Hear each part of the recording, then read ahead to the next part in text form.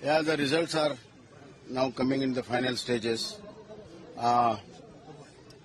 We have been not able to make the mark in spite of a lot of efforts have been put up by everybody, right from our Prime Minister to the workers.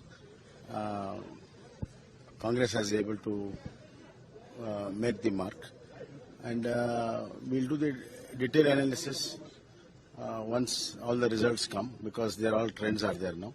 Once the results come, we will do the detailed analysis, and as a political party and as a national political party, we'll not only analyze, and we'll see that what are the gaps and what are the deficiencies were there at different levels.